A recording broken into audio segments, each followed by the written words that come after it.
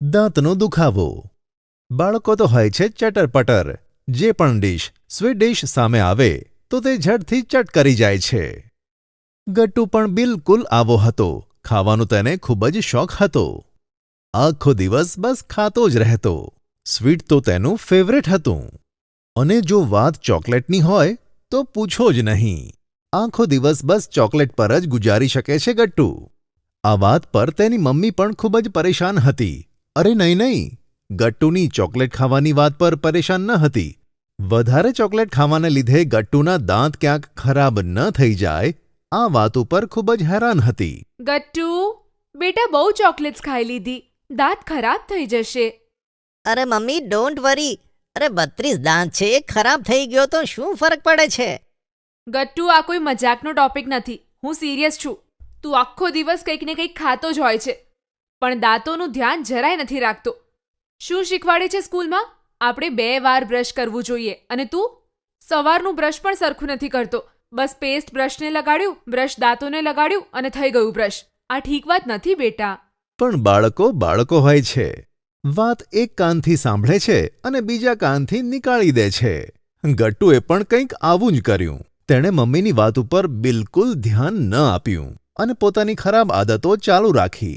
દરરોજ ગટ્ટુ ચોકલેટ નહીં તો કોઈ સ્વીટ ડીશ ખાતો જ રહેતો હતો. અને પછી પાણીથી કોગળા કરવાની તો દૂરની વાત છે.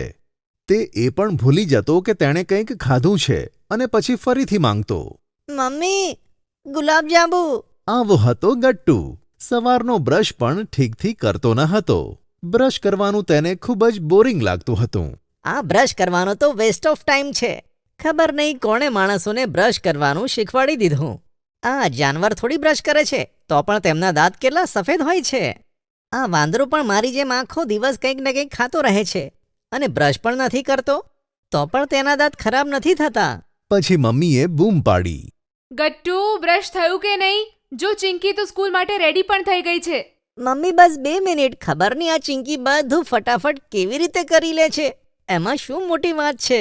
અને આવું કહીને ગટ્ટુએ બ્રશ પર પેસ્ટ લગાવ્યું, મોઢામાં આમ તેમ ફેરવ્યું અને થઈ ગયું તેનું બ્રશ. હવે આવી ખરાબ આદતો હોય તો તેનું સારું પરિણામ તો આવી ન શકે ને. ગટ્ટુ સાથે પણ બિલકુલ આવું જ થયું.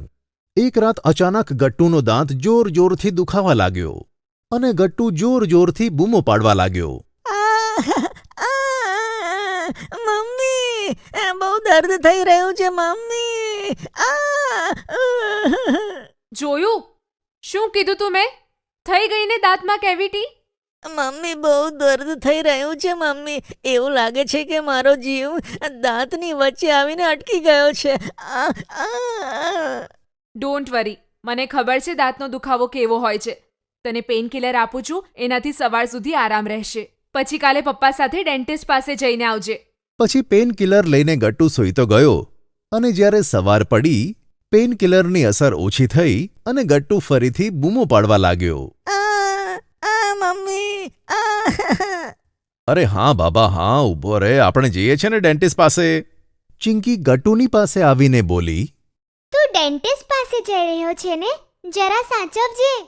કુટ્ટી કહેતી હતી એના ભાઈનો તારી જેમ જ દાંત દુખતો હતો તો ડેન્ટિસ્ટે એનો દાંત જડથી નીકાળીને ફેંકી દીધો. ત્યાં જ પપ્પા આવ્યા. શું થયું ગટ્ટુ? ચલો જઈએ. ના પપ્પા, હું આ દર્દ સહન કરી લઈશ. નહીં તો પેઇન કિલર લઈ લઈશ. હા, પણ ડેન્ટિસ્ટ પાસે નથી જવું. અરે પણ વાત શું છે? ચિંકીએ કંઈક કહ્યું કે શું? આ સાંભળીને ચિંકી ત્યાંથી ભાગી ગઈ અને પપ્પા બધું જ સમજી ગયા. પપ્પા ગટ્ટુને સમજાવીને પોતાના દોસ્તની ડેન્ટલ ક્લિનિકમાં લઈ આવ્યા. ગટ્ટુ ઘણો ડરી ગયો હતો. તેને એવું લાગતું હતું કે તેનો દાંત નીકાળીને ફેંકી દેશે. પણ જેવો જ તે ડેન્ટિસ્ટ અંકલને મળ્યો તેમનો કુલ વર્તાવ જોઈને ગટ્ટુનો દર્દ અને ડર બંને ઓછા થયા. ગટ્ટુ, ડોન્ટ વરી, તારો દાંત કોઈ નહીં નીકાળે. બસ આપણે ચેકઅપ કરીશું અને હું તને દવાઓ લખીને આપીશ. તે ખાતા જ દાંતોનો દુખાવો ગાયબ. પછી ડેન્ટિસ્ટ અંકલે ગટ્ટુને તેમની ખાસ ચેર ઉપર બેસાડ્યો અને લાઇટ્સ ઓન કરી. અંકલ, સાચી જ તમે મારો દાંત નહીં નીકાળશો ને? ના બેટા, રિલેક્સ.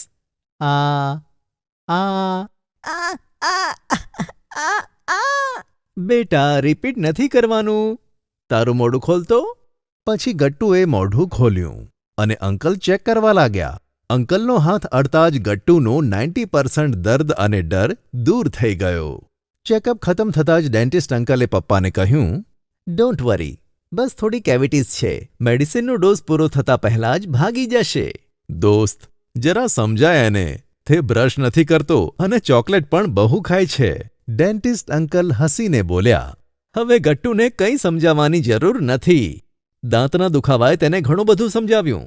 કેમ ગટ્ટુ, સાચું કીધું ને? હા અંકલ, હવે હું સમજી ગયો કે દાંતનો દુખાવો શું હોય છે અને દાંતોની સંભાળ રાખવી, બ્રશ કરવો કેટલું ઇમ્પોર્ટન્ટ છે. હવે ગટ્ટુનો દુખાવો પૂરી રીતે ખતમ થઈ ગયો હતો. પપ્પા ડેન્ટિસ્ટ અંકલ સાથે વાતો કરતા હતા અને ગટ્ટુ આખું ક્લિનિક ફરતો હતો. તે ક્લિનિક અને ત્યાંના ઇન્સ્ટ્રુમેન્ટ બિલકુલ અલગ હતા. ગટ્ટુ પહેલી વખત ડેન્ટિસ્ટની ક્લિનિકે આવ્યો હતો, તેથી તે તેના માટે એક નવો અને અનોખો એક્સપિરિયન્સ હતો. ત્યાં જગ્યાએ જગ્યાએ દાંતોના ડાયાગ્રામ, પોસ્ટર્સ અને મોડેલ્સ હતા, જેના પર ઘણી સારી ઇન્ફોર્મેશન હતી. ગટ્ટુએ એ બધું જોયું અને ધ્યાનથી વાંચ્યું પણ. ગટ્ટુ બેટા, ચલો. Bye bye uncle. By Gattu. પછી ગટ્ટુ પપ્પાની સાથે ઘરે આવી ગયો. થોડા જ દિવસોમાં તેનો દુખાવો એકદમ ગાયબ થઈ ગયો અને સાથે સાથે તેની આદતો પણ. ગટ્ટુ હવે 2 વાર સારી રીતે બ્રશ કરવા લાગ્યો. ચોકલેટ, સ્વીટ વગેરે તેને ઓછા કરી દીધા અને આ રીતે ગટ્ટુ તેના દાંતોની સારી રીતે સંભાળ રાખવા લાગ્યો. Gattu ચિંકીની good habits. આપણે બધા જાણીએ છીએ કે બાળકો જોઈ જોઈને જ શીખે છે. સારી અને ખરાબ આદતો બાળકો જોઈને જ શીખી લે છે. પણ ઘણીવાર બાળકોને સારી અને ખરાબ આદતો વચ્ચે શું ફરક છે તે ખબર હોવી જોઈએ. આજે સ્કૂલમાં ગેસ્ટ લેક્ચર ઓર્ગેનાઇઝ કરવામાં આવ્યું. બધા જ બાળકો આવનારા સાહેબની રાહ જોતા હતા. ત્યારે જ તેઓ ક્લાસમાં દાખલ થયા. તે સર ઘણા યંગ હતા અને તેમના હાથમાં ઘણી બધી ચોપડીઓ અને ટેબ હતું. તેમને જોઈને બાળકો ઘણા એક્સાઇટેડ થઈ ગયા. Good morning everyone. આજે હું બધા સાથે ગુડ હેબિટ્સ અને બેડ હેબિટ્સ વિશે ચર્ચા કરીશ. સૌથી પહેલા તમે બધા મને તમારી સારી આદતો વિશે કહો. સૌથી પહેલા તું. સરે બંટી તરફ ઇશારો કર્યો. અચાનક બંટીને બોલવા માટે કહેવામાં આવ્યું અને બંટી અટકતા અટકતા બોલવા લાગ્યો. મારી સૌથી સારી આદત એ છે કે મને ચોકલેટ ખાવાનું બહુ ગમે છે. બંટીના જવાબ ઉપર આખો ક્લાસ હસવા લાગ્યો. સારું, નેક્સ્ટ. પપ્પા મમ્મી કહે છે કે સ્કૂલનું હોમવર્ક પૂરું કરવાની મારી આદત સારી છે. સર, ગટ્ટુની હજુ એક સારી આદત હું કહું? હા, જરૂર બતાય. સર, ગટ્ટુની સારી આદત એ છે કે તે મને હંમેશા હોમવર્કમાં મદદ કરે છે અને ઘણીવાર ગટ્ટુ મારું બધું જ હોમવર્ક પતાવી પણ આપે છે. હા સર, મેં ઘણીવાર ચિંકીનું હોમવર્ક ખતમ કર્યું છે. જુઓ બાળકો, તમે બધાએ મને તમારી સારી આદતો વિશે કહ્યું. હવે આ જોઈ લો કે ગટ્ટુ તેની સાથે સાથે ચિંકીનું હોમવર્ક પણ પૂરું કરે છે. જેને ગટ્ટુ સારી આદત કહી રહ્યો છે તે તેના માટે કદાચ સારી આદત હશે જ, પણ આ ચિંકી માટે બિલકુલ પણ સારી આદત નથી. પણ આ એક ખરાબ આદત કહેવાશે. બધા જ સ્તરની વાતને ધ્યાનથી સાંભળવા લાગ્યા. આપણું કામ આપણે જાતે જ કરવું જોઈએ. ચલો બાળકો, હું તમને મારી વાત કહું છું. નાનપણમાં મને અને મારા ભાઈને ચોકલેટ ખાવાની ખૂબ જ ખરાબ આદત હતી. પણ સર, ચોકલેટ ખાવાની તો સારી આદત હોય છે ને? હા બેટા, પણ અમે આવેલા મહેમાનો પાસેથી પણ ચોકલેટ ખાવાની જીદ કરી લેતા. ત્યારે પપ્પાએ અમને કહ્યું કે જો અમારે ચોકલેટ જોઈએ તો સૌથી પહેલા અમારે બગીચામાં આવેલા છોડોને પાણી પાવું, તેના પછી જ અમને ચોકલેટ મળશે. અને તે વખતે અમારું ઘર 7મે માળે હતું. અમે ચોકલેટ માટે 7મે માળેથી નીચે આવતા, છોડોને પાણી પાતા અને પછી ચોકલેટ ખાતા. બાળકો ખૂબ જ ધ્યાનથી સાંભળી રહ્યા હતા અને આ રીતે દરરોજ અમને ચોકલેટ મળવાને કારણે અમે ચોકલેટ ખાઈને કંટાળી ગયા અને પછી તો અમે ચોકલેટ ખાવાનું પણ બંધ કરી દીધું. પણ અમને છોડને પાણી પાવાની આદત લાગી ગઈ અને અમે આજ સુધી અમારા ગાર્ડનના છોડોને પાણી પીવડાવીએ છીએ.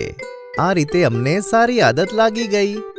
બધા બાળકો સરની વાતો એવી ધ્યાનથી સાંભળતા હતા કે બાળકોએ સર માટે તાળીઓ પણ વગાડી. સરના લેક્ચર પછી બધા બાળકો એકબીજા પાસે એકબીજાની ગુડ હેબિટ્સ અને બેડ હેબિટ્સ વિશે પૂછવા લાગ્યા।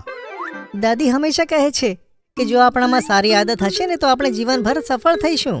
હા, હવે સરની જેમ દરરોજ હું છોડવાઓને પાણી આપીશ, તેના પછી જ હું ચોકલેટ ખાઈશ। આ રીતે મને સારી આદત લાગી જશે, પણ હું ચોકલેટ ખાવાનું તો નહીં જ છોડું। બંટીની આ વાત ઉપર બધા હસી પડ્યા। હા, આપણે હંમેશા સારા બાળકોની જેમ રહેવું જોઈએ। મમ્મી પપ્પાને વધારે હેરાન ના કરવા જોઈએ। સાચું કહ્યું। પછીના દિવસે ગટ્ટુ અને ચિંકી મમ્મીના ઉઠતા પહેલા જ વહેલા ઉઠીને પલંગમાં બેસી ગયા અને ધરતીને વંદન કરવા લાગ્યા। કરાગ્રે વસતે લક્ષ્મી, કરમધ્ય સરસ્વતી, કરમૂલે તો ગોવિંદઃ, પ્રભાતે કર દર્શનમ। ગટ્ટુ અને ચિંકીનો અવાજ સાંભળીને મમ્મી કિચનમાંથી બહાર આવી। અરે વાહ ગટ્ટુ ચિંકી, તમે જલ્દી ઉઠી ગયા અને તમે બંને પ્રાર્થના પણ કરી। શું વાત છે! ગટ્ટુ અને ચિંકી પોતાના રૂમમાંથી દોડીને જલ્દીથી મમ્મીને ભેટી પડ્યા। મમ્મી તે બંનેની ઉપર ખુશ થઈ ગઈ। ગટ્ટુ ચિંકી સ્નાન કરીને એકદમ તૈયાર થઈ ગયા। આજે ગટ્ટુ અને ચિંકીની પાછળ મમ્મી નહોતી લાગી। કીધા વગર જ બંને જણા જલ્દીથી તૈયાર થઈ ગયા। ગટ્ટુ અને ચિંકી બ્રેકફાસ્ટ ટેબલ પર બેઠા હતા। ત્યાં જ મમ્મીએ તે બંનેને દૂધનો ગ્લાસ આપ્યો। ગટ્ટુ ચિંકી, આજે દૂધ પીવાનું નાટક ના કરતા, સારા બાળકોની જેમ ફટાફટ દૂધ પી લો, ચલો। જી મમ્મી, હમણાં જ ખતમ કરીએ છીએ। જોત જોતામાં બંને જણા દૂધનો ગ્લાસ ફટાફટ ગટગટાવી ગયા। મમ્મી પપ્પા તો હેરાન થઈને જોતા રહ્યા। શું વાત છે ગટ્ટુ અને ચિંકી, હે? તમે બંને તો આજે સારા બાળકો જેવું વર્તન કરો છો। હું તો તમારી ઉપર ખૂબ જ ખુશ છું। થેન્ક યુ પપ્પા। વડીલોની વાત સાંભળવી જોઈએ, તે સારી આદત છે। હવે અમે દરરોજ જીદ કર્યા વગર દૂધ ખતમ કરીશું। Very good Gattu Chinki. અરે બેટા, દરરોજ તો તમે 10 મિનિટ પછી નીકળો છો ને? હા મમ્મી, પણ અમારે સ્કૂલમાં સમયથી પહેલા પહોંચવું જરૂરી છે। તે સારી આદત છે, જેના કારણે અમે સ્કૂલમાં લેટ નહીં થઈએ। જોયું જી તમે, આપણા બાળકો કેટલા સમજદાર થઈ ગયા છે। ગટ્ટુ અને ચિંકી પપ્પાની સાથે સ્કૂલે જવા નીકળી ગયા। સાંજે જ્યારે તેઓ આવ્યા, તેમણે પોતાની સ્કૂલ બેગ અને બૂટ યોગ્ય જગ્યાએ મૂકી દીધા અને યુનિફોર્મ ચેન્જ કરીને બંને જણા નીચે રમવા માટે જતા રહ્યા। આ જ રીતે ગટ્ટુ ચિંકી સવારે વહેલા ઉઠે, પોતાનું દૂધ પીવે અને સ્કૂલમાં જઈને સાંજે પાછા આવીને રમવા માટે જતા રહે। ચિંકી, આજે સ્કૂલે જવામાં ઘણો જ સમય છે, ચાલ આપણે ટીવી જોઈએ। યસ ગટ્ટુ, ઘણી વાર છે અને ટીવી પર નવો કાર્ટૂન શો પણ આવ્યો છે, ચાલ જોઈએ। ગટ્ટુ ચિંકી ટીવીની સામે બેસીને સ્કૂલનો સમય થતા પપ્પા સાથે સ્કૂલે જવા નીકળી ગયા। મમ્મી તે બંને જણાને નોટિસ કરતી કે તે બંને જણા સવારે વહેલા ઉઠતા અને ટીવીની સામે બેસી જતા। સ્કૂલનો સમય થતા સ્કૂલે જવા નીકળી જતા। આજે તે બંને જણા ફરી સ્કૂલના સમય પહેલા ટીવીની સામે બેસી ગયા। મમ્મી બોલી, ગટ્ટુ ચિંકી, આમ સવાર સવારમાં ટીવીની સામે બેસીને તમારી આદત કેમ બગાડો છો? શું મમ્મી, તમે પણ? અમે કેટલા જલ્દી ઉઠીએ છીએ અને સ્કૂલ જવામાં ઘણો ટાઈમ પણ હોય છે, એટલે અમે ટીવી જોઈએ છીએ। તેનાથી અમારી આદત થોડી બગડી છે। હા મમ્મી, બચેલા સમયમાં જ તો અમે ટીવી જોઈએ છીએ। બેટા, આદત એવી વસ્તુનું નામ છે કે જે દરરોજ કરવાથી આદત પડી જાય છે અને તે આપણી દિનચર્યાનો હિસ્સો બની જાય છે। એટલે શું મમ્મી?